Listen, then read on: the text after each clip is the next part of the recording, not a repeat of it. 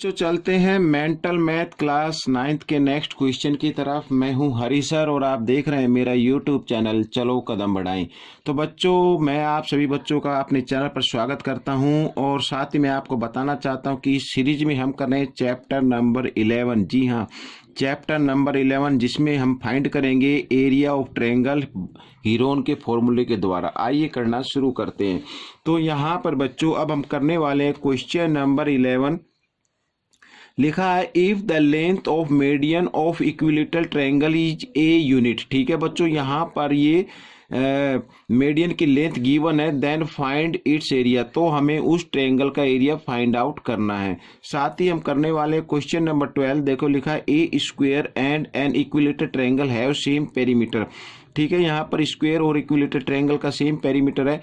If the length of diagonal is 12√2। ठीक है, ये जो डायगोनल है ये स्क्वायर का डायगोनल है। और find the area of equilateral triangle. ठीक है, तो हमें इक्विलेटरल ट्रायंगल का एरिया फाइंड आउट करना है। आइए करना शुरू करते हैं। तो सबसे पहले बच्चों यहाँ पर मैं आपको दिखाता हूँ क्वेश्चन नंबर 11 मैंने पहले से लिख के रखा हुआ है, ये देखिए आप। ठीक है, आइए अब मैं इसको करना शुरू करता हूँ और बिल्कुल इजी तरीके से मैं आपको बताऊंगा। यहाँ पर कोई ज़्यादा मुश्किल नहीं है। तो सबसे पहले बच्चों इसमें जो दिया हुआ है वो दिया हुआ है मीडियन। ठीक है, और मीडियन क्या होता है, इक्विलेटरल ट्रायंगल के अंदर मीडियन जो होती है वो एल्टीट्यूड होती है। मान लीजिए यहाँ पर ये एक क्या है, इस तरीके से ये एक इक्विलेटरल ट्रायंगल है और मीडियन यहाँ पर ये आएगी बिल्कुल एल्टीट्यूड का फॉर्म में आ जाएगी। ए बी और सी, ये ए डी क्या आ गई, ये एल्टीट्यूड बन गई, मीडियन है और इसकी जो लेंथ गिवन है वो ए है। ठीक है बच्चों, ए यूनिट है। तो हमें इस ट्रायंगल का एरिया फाइंड आउट करना है। अब सबसे पहले बच्चों अगर हमें एल्टीट्यूड फाइंड करना होता है, क्योंकि मीडियन इक्विलेटरल ट्रायंगल के अंदर मीडियन जो होती है वो एल्टीट्यूड होती है, तो अगर हमें एल्टीट्यूड फाइंड करना हो तो उसका फॉर्मूला होता है √3/2 और ए। ठीक है, इस तरीके से हम इसको एल्टीट्यूड फाइंड करते हैं। ठीक है, तो लेकिन यहाँ पर देखो मैं एक बार फिर लिख लेता हूँ √3/2a, बट गिवन कितना है, एल्टीट्यूड कितना गिवन है, ए यूनिट दिया हुआ है। ठीक है, रख सकते हैं ऐसे। अब हमें क्या करना है, ये 2 इधर डिवाइड की फॉर्म में इधर आकर ये मल्टीप्लाई की फॉर्म में आ जाएगा, तो √3a और यहाँ पर आ गया बच्चों 2a। ठीक है, इस तरीके से आ गया ये। तो अब कहने का मतलब है अब यहाँ पर 2 इधर मल्टीप्लाई की फॉर्म में आ गया, तो हमें क्या निकालना, ए की वैल्यू निकालनी है। तो इस ए को मैं इधर ही रखता हूँ और 2a ये √3 इधर मल्टीप्लाई की फॉर्म में इधर आकर ये डिवाइड की फॉर्म में आ गया। अब बच्चों यहाँ पर देखो, जब कभी भी रेशनल नंबर में कोई भी डिनोमिनेटर रूट के अंदर आता है तो हम उसको रैशनलाइज कर देते हैं, यानी हम इसको रैशनलाइज कर देते हैं √3 से न्यूमरेटर को भी और डिनोमिनेटर को भी मल्टीप्लाई कर देते हैं। ठीक है, अब यहाँ पर आ गया बच्चों 2a √3 और नीचे आ गया 3। √3 को √3 से मल्टीप्लाई करते हैं तो 3 आ जाएगा। ठीक है, वैसे तो √9 आता है, 9 का परफेक्ट स्क्वायर रूट होता है 3, तो इस तरीके से हम इसको लिख सकते हैं। तो यहाँ पर a हमारी आ गई है 2a √3/3। ठीक है, ये यूनिट मैं इसको लिख देता हूं। अब बच्चों ये क्या आ गई, ये साइड आ गई है। अब हम इसका एरिया निकाल सकते हैं, आइए निकाल लेते हैं।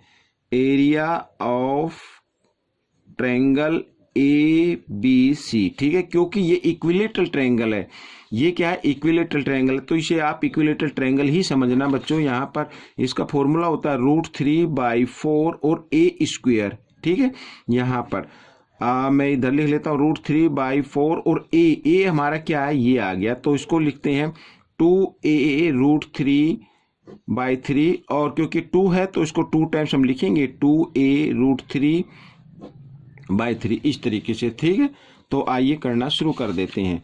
देखो यहाँ पर 2 जा 4 होता है, तो 4 से 4 डिवाइड हो गया यहाँ पर। ठीक है, मैं इसको इधर लिख लेता हूँ 3 और √3 को √3 से मल्टीप्लाई करते हैं। ठीक है बच्चों, तो यहाँ पर ए को ए से कीजिए, पहले a² बन गया और √3 को √3 से करते हैं तो 3 आ जाएगा और नीचे क्या है बच्चों 3 3 जा 9, इस तरीके से आ गया। तो 3 1 जा 3, 3 3 जा 9, ये आ गया। तो हम इसको लिख सकते हैं बच्चों a² √3/3 और यूनिट स्क्वायर। ठीक है, या तो यहाँ पे s क्यों लिख दीजिए या नहीं, ये नहीं लिखना तो इसके ऊपर स्क्वायर लिखना होगा। ठीक है, तो बच्चों ये आपका आंसर आ गया। तो आपको ये क्वेश्चन कैसा लगा मुझे कमेंट्स में जरूर लिखना। अब हम करने वाले हैं क्वेश्चन नंबर 12। ठीक है, मैं यहाँ पर क्वेश्चन नंबर 12 भी आपको दिखा देता हूँ कैसे करना है। तो क्वेश्चन नंबर 12 को एक बार फिर मैं चाहूँगा कि उसको रीड कर लिया जाए। यहाँ पर ये देखिए, a square and equilateral triangle have same perimeter. ठीक है, सेम पेरीमीटर है। तो if the length of diagonal is 12√2। ठीक है बच्चों, ये दिया हुआ है, ये सेंटीमीटर इसमें शायद नहीं लिखा, तो हम इसको सेंटीमीटर में लिख लेंगे। तो यहाँ पर बच्चों देखो, ये हो गया, यहाँ पर ये स्क्वायर में बना रहा हूँ ये। ठीक है, और इसका ये जो डायगोनल है, ये डायगोनल ये गिवन है 12√2, यहाँ पर 12√2। तो हमें सबसे पहले, क्योंकि इसमें गिवन है कि सेम पेरीमीटर है, तो सेम पेरीमीटर है तो इसका मतलब हमें सबसे पहले साइड फाइंड आउट करनी होगी कि साइड कितनी है। ठीक है, आइए करना शुरू करते हैं।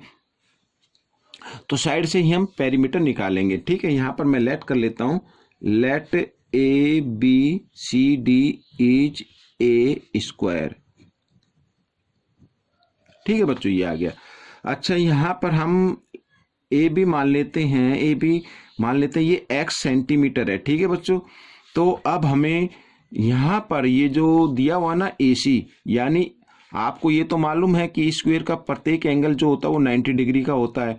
ठीक है, तो हम पाइथागोरस थ्योरम से AB की लेंथ फाइंड आउट करेंगे, साथ ही BC की भी कर सकते हैं क्योंकि स्क्वायर की सभी साइड इक्वल होती हैं। तो पाइथागोरस का थ्योरम का यूज करते हैं तो क्या आता है, AC स्क्वायर इक्वल होगा AB square plus BC square, ये होता है। ठीक है, अब देखिए यहाँ पर AC स्क्वायर हमें फाइंड आउट करना है, तो AB क्या है बच्चों, x, तो x square plus x square इस तरीके से लिखा जा सकता है। आइए मैं इसको इधर बढ़ा लेता हूँ।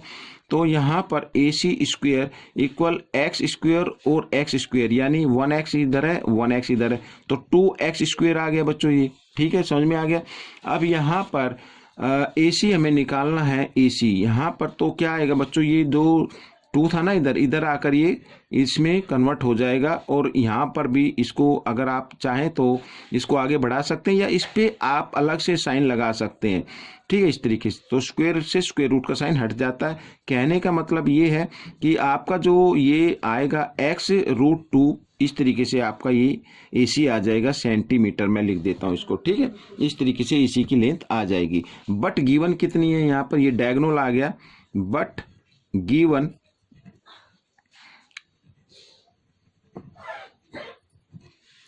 वो गिवन है बच्चों 12√2। ठीक है बच्चों, आया तो हमारा ये है लेकिन दिया हुआ ये, तो दोनों को हम क्या कर देते हैं, इक्वल रख देते हैं इस तरीके से। ठीक है, यहाँ पर ये देखिए मैंने रख दिया, और x के साथ ये देखो मल्टीप्लाई की फॉर्म में है क्योंकि हमें x की वैल्यू निकालनी है।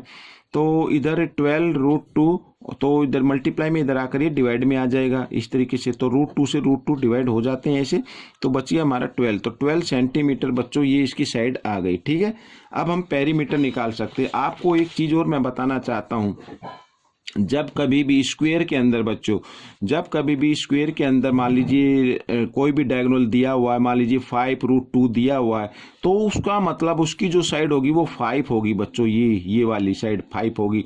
ठीक है, मान लीजिए 7√2 है, तो ये डायगोनल की लेंथ है, तो उसकी जो स्क्वायर की साइड आएगी वो 7 आएगी। ठीक है, आप इस तरीके से भी शॉर्ट में आप फाइंड आउट कर सकते हैं। तो यहाँ पर आगे क्योंकि मेरे को डिटेल से बताना था कि ये 12 कैसे आया, तो इस तरीके से ये 12 आ जाएगा। अब हम पेरीमीटर निकालते हैं। ठीक है, यहाँ पर लिख लेते हैं पेरीमीटर ऑफ स्क्वायर, तो फॉर्मूला होता है 4 इंटू साइड। ठीक है, तो 4 इंटू 12, 12 4 जब बच्चों होता है 48, तो 48 सेंटीमीटर क्या आ गया, इसका पेरीमीटर आ गया। अब इसमें लिखा है कि इक्विलेटरल ट्रायंगल का और स्क्वायर का पेरीमीटर क्या है, सेम है। ठीक है, यहाँ पर मैं लिख लेता हूँ पेरीमीटर ऑफ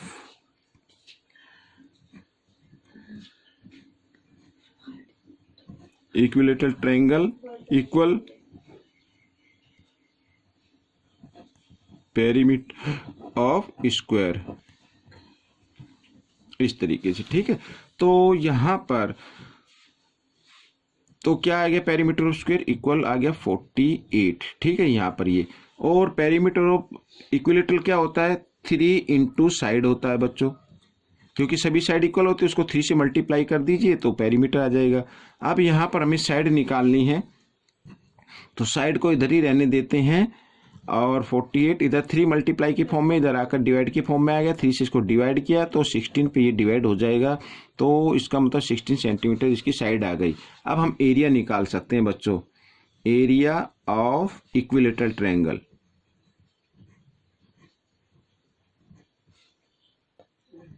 ठीक है, तो क्या होता है फॉर्मूला, √3/4 और ए स्क्वायर, ए हमारी क्या है 16, तो 16 इंटू 16 इस तरीके से, तो 4 से 4 4 जा 16।